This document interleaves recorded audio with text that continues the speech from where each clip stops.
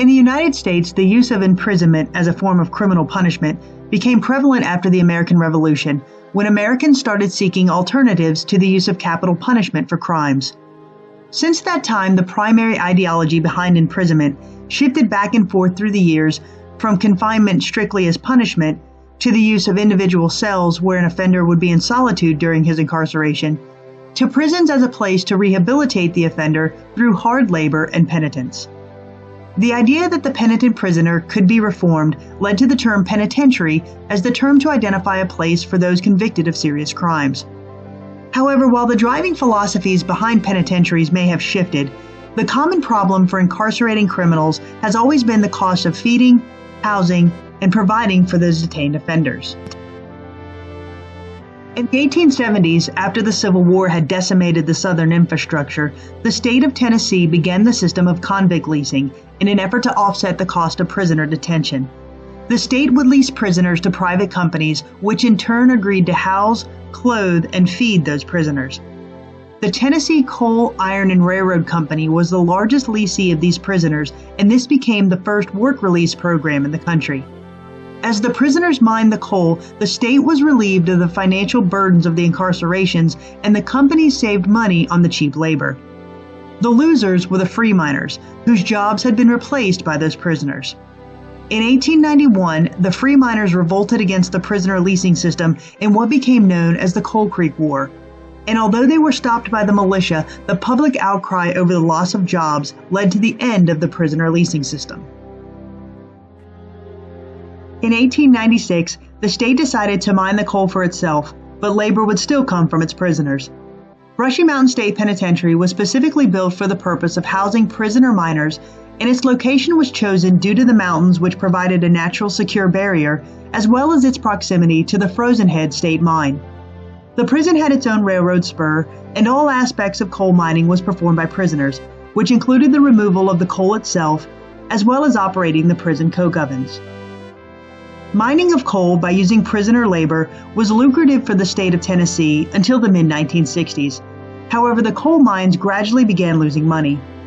Additionally, an increase in accidents, poor mining conditions, and prisoner deaths within the mines led to the mining operations at the prison officially coming to an end in 1965. In 1969, Brushy Mountain Penitentiary was reclassified as a maximum security facility, and with the addition of the most violent criminals within its walls, it was a place where many men walked in knowing that they would probably never walk out. No longer having mining duties to perform, confined prisoners spent their day inside of cells, literally marking reminders of their existence upon its walls. The solitary hours also led to prisoners finding ways to craft and smuggle various items throughout the prison. Gangs, violence, and racial conflicts were widespread throughout Brushy Mountain, and the mantra of kill or be killed was a stark reality and way of life. The prison, which was nicknamed the end of the line, was the place where many men did in fact meet their end. Items were fashioned into weapons, which were used against other prisoners during exercise hours when men would congregate together in such places as the gymnasium or out in the open courtyard. Common items were also transformed into distribution mechanisms for drugs and contraband, which also contributed to a violent environment. Although some tried to voice their frustrations at the violence within the cells of Brushy, most pleas for assistance went unanswered, and many only found salvation from within. Brushy has often been described as the damnation of many an evil man, the salvation of a humble few, and this description endured until its closure in 2009. With a past that is marred by violence, despair, and death, Brushy Mountain State Penitentiary is considered one of the most haunted locations in the United States. This designation led Soul Sisters Paranormal to return to Tennessee to once again investigate the paranormal stories still locked within the cells of this historic location.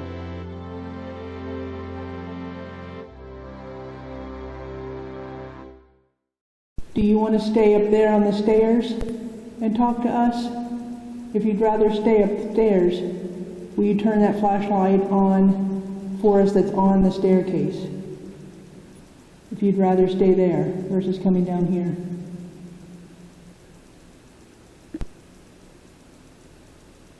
Thank you. Okay, that's fine, you can stay up there.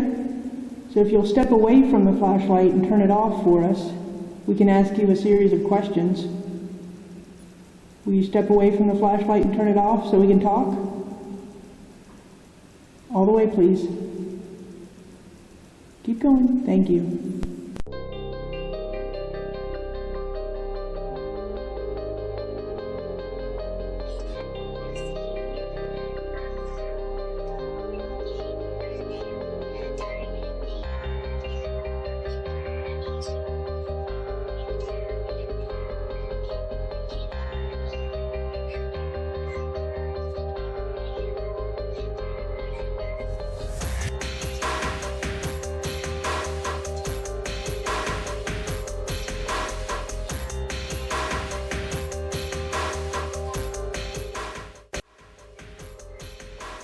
In 2018, Soul Sisters Paranormal first investigated Brushy Mountain State Penitentiary, and we were so intrigued by the paranormal evidence that we captured that we wanted to return for a follow-up investigation.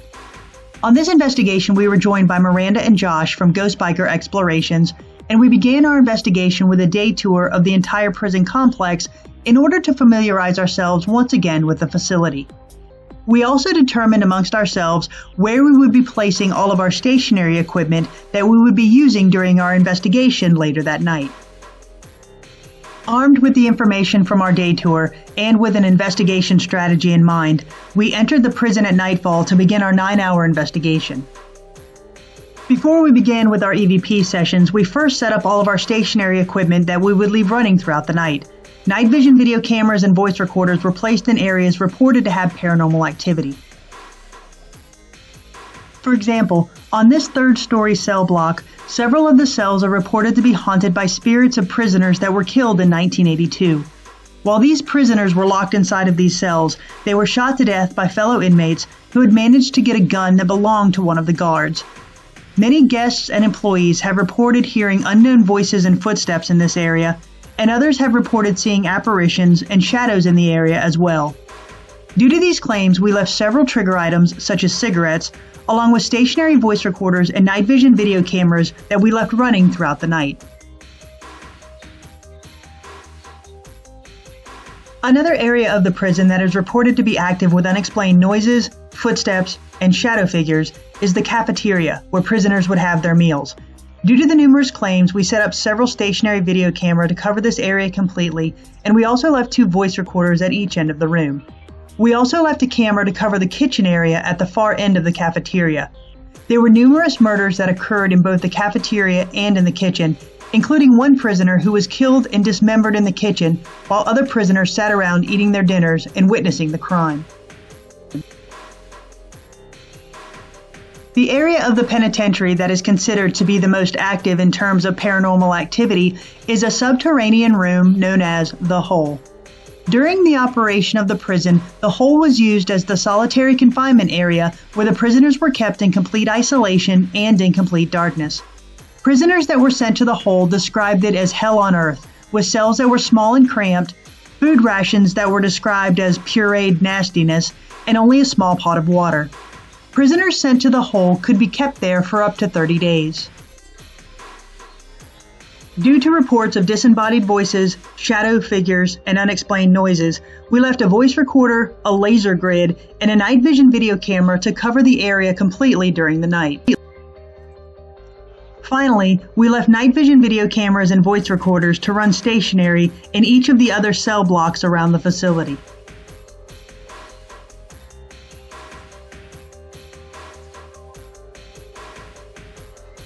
After setting up all of our stationary equipment, we met up with Miranda and Josh to detail where we had left our equipment and the paranormal experiences that we had already encountered.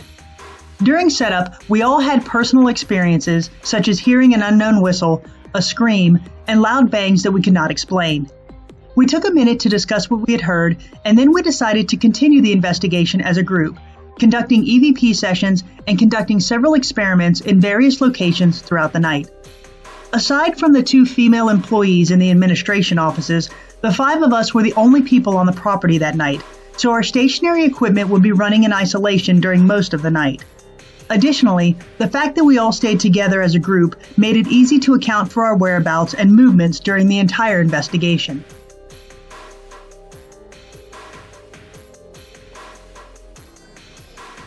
We started our EVP sessions in the former medical area, where footsteps, bangs, and unexplained voices have been heard, and where we all heard unexplained banging that night. We conducted EVP sessions in the cafeteria and in the kitchen area, and we also spent a considerable amount of time conducting EVP sessions in the hole, trying to communicate with an entity known as George, but who likes to go by G. During this time, we used various pieces of equipment in an attempt to get G to communicate with us. Another area of the prison in which we spent time conducting EVP sessions was the former auditorium. During its years in operation, the auditorium was used as a place where movies were shown, but now it is a location where others have witnessed a shadow figure running across the room. During this time, we attempted to use the spirit box and other pieces of equipment in order to communicate with any entities that may have been present.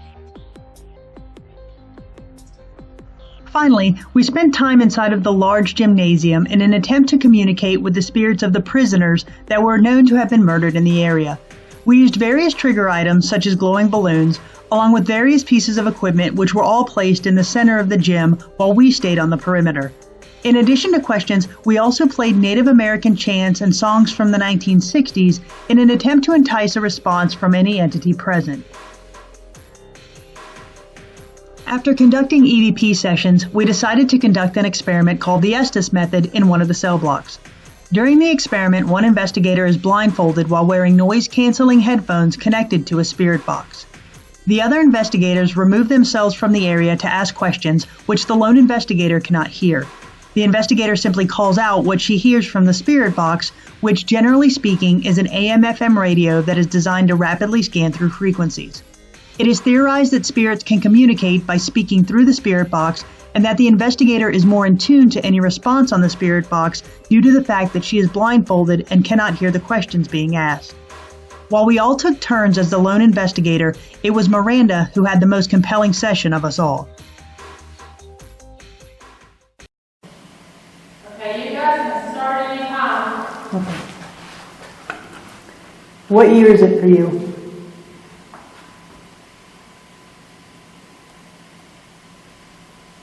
What's your name?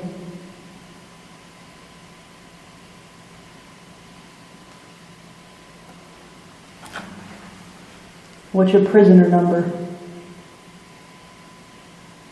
I 6. What's your nickname? Melanie. What are you in jail for?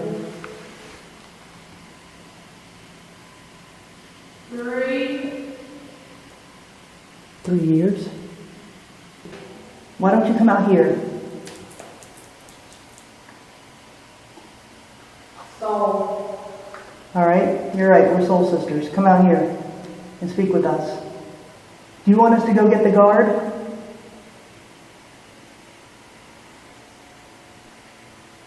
Yes.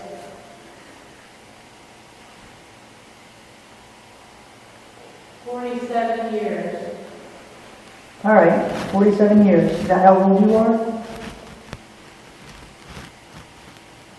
Or how much time you've been in here?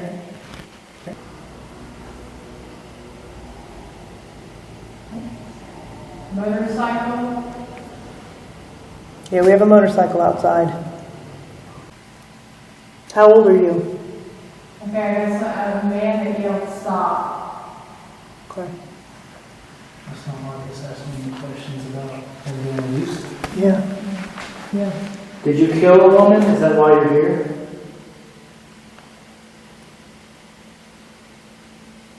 You got a kick out of beating women because they're not as strong as you? That's what you think in your mind? There's 2 men talking and one said you're wrong. During the Estes method sessions, we all had compelling answers to questions, and Miranda's session culminated in her being touched by something unknown. But after reviewing the evidence, it seems that spirits were not only speaking through the spirit box, but also making their presence known by knocks and bangs that we all heard in the moment. It seems they were also audibly answering our questions as well. During the session, Josh asked the question, "How many people did you murder?" The voice recorder that was left to run in the medical area, which is directly adjacent to where we are standing, picked up an unknown voice giving an answer to Josh's question. We will play this clip 3 times so that you may clearly hear it. How many people did you murder?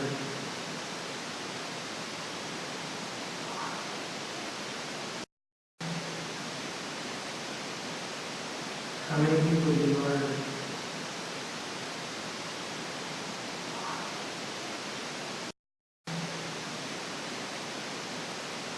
How many people did you murder?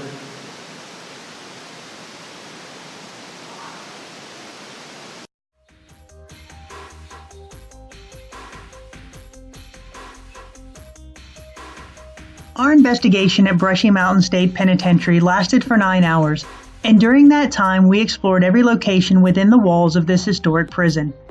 From within the cell blocks, medical ward, and gymnasium, we all had personal experiences that night that we could not explain in the moment, and we were hopeful that some of these instances of bangs, voices, and shadows were captured on the audio and video equipment that we had running that night.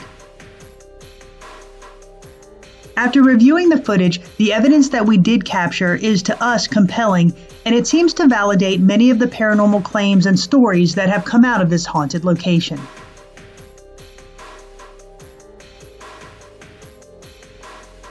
The first piece of evidence is interesting because it is something that Josh heard as it happened, and it was picked up on multiple pieces of equipment. We had just concluded an EVP session in the medical ward where we had all heard what sounded like footsteps overhead. We were packing up our equipment to move to another location, and as we were leaving the area, Josh heard a loud slap on the wall behind him, and he turns to acknowledge it. After we all paused to listen, an EVP from an unknown male person is picked up on the body camera that Jenny is wearing. We will play this clip 3 times so that you may attempt to hear it. I've never been a fan where I'm like, I wonder if I could, no. All right, we gotta follow Christy? I said, it makes you want to be locked in here one night just to try to escape. No, I think that'd be awesome. They have that one lockdown, right? Did y'all hear that? No, what was it? Y'all didn't hear that? The hottest?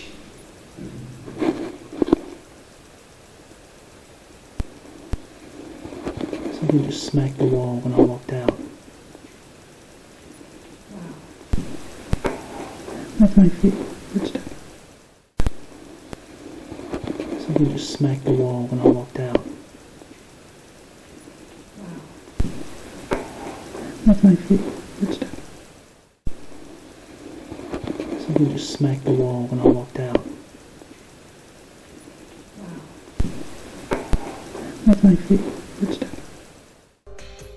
Along with the EVP on the body camera that Jenny was wearing, the slap on the wall, which Josh turned to acknowledge, was also caught on the voice recorder that was left running inside of the room that we had just left. No. What did it be? I said, it makes you want to be locked in here one night just to try to escape. No, I think that'd be awesome. They have that one lockdown. Whoa. Did y'all hear that? Y'all didn't hear that? The hottest?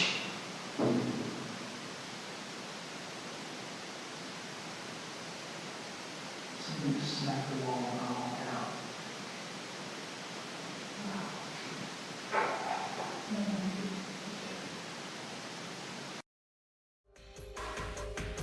In addition to the slaps, knocks, and footsteps that we heard in the moment, the stationary voice recorder in the medical ward also captured those sounds when no person was physically present in the area at the time, and we have no explanation as to their origin. The knocking and banging persisted through the night, and what follows is a brief montage of some of those occurrences.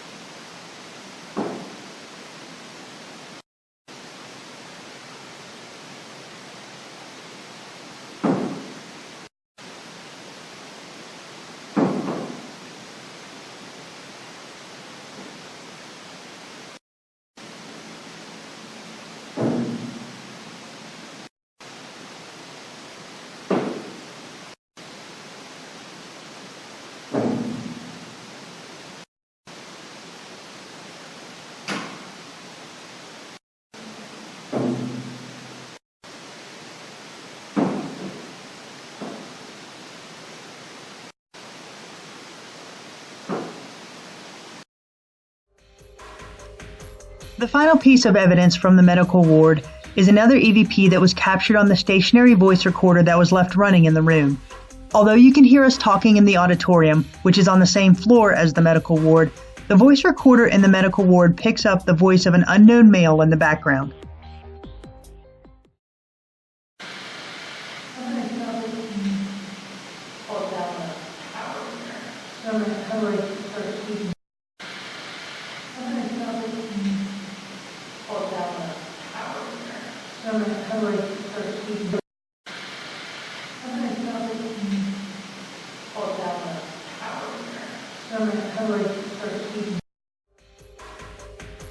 The next piece of audio comes from the voice recorder that was left to run in the hole. At one point during the night, Miranda and Josh enter the hole, and the voice recorder picks up the voice of an unknown male coming from inside of the cell. Josh actually heard this voice in the moment as well.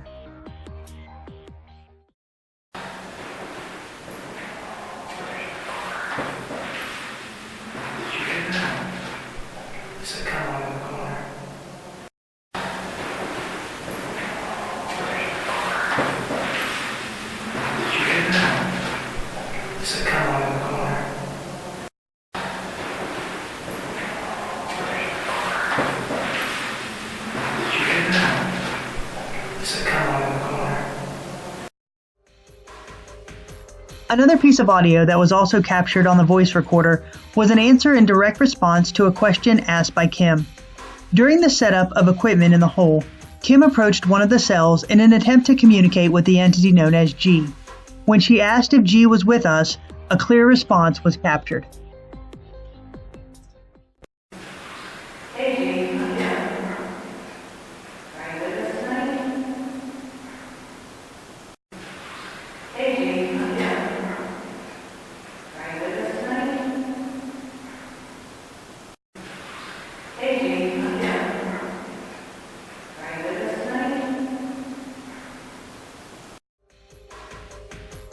The final EVP from the hole that night was once again captured on the voice recorder, and it was captured when I was the only person in the hole checking on our equipment. While I do make a lot of rustling noise, a clear male voice can be heard on the recorder in the background.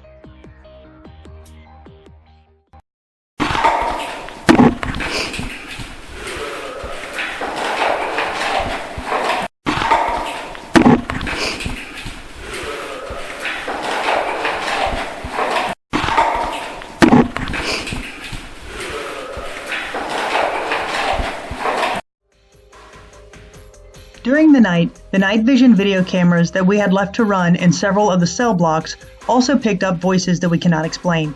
For example, at one point during the night vision video camera left in the first floor cell block captures a knock followed by the words, "Stop it."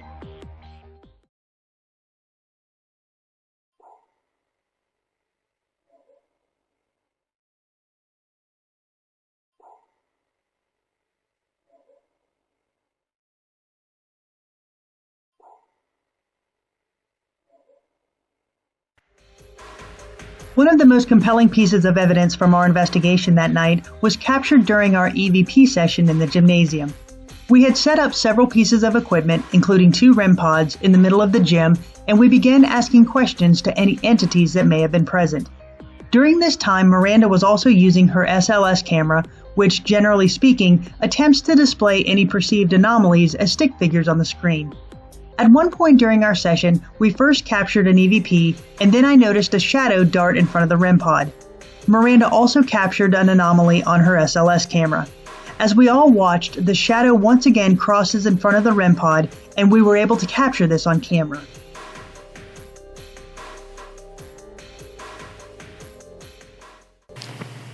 Alright, this is the gymnasium, so let's play. Yep, lots of things to play with.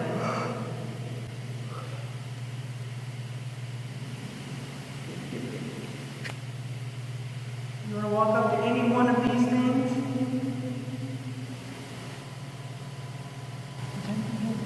Is there something in front of the REM pod? I mapped something right in front of the REM pod. Is there something in front of the right of the REM pod? It's a black shadow. I just mapped something. Did you there. see it? Yes. Holy shit. Did anybody else see the big black shadow? There it is again. Oh my god. There it is again. As we play this clip once more, we have zoomed in first on the SLS camera that Miranda was holding, and then on the REM pod, so that you can see the shadow that crosses in front. You want to walk up to any one of these things?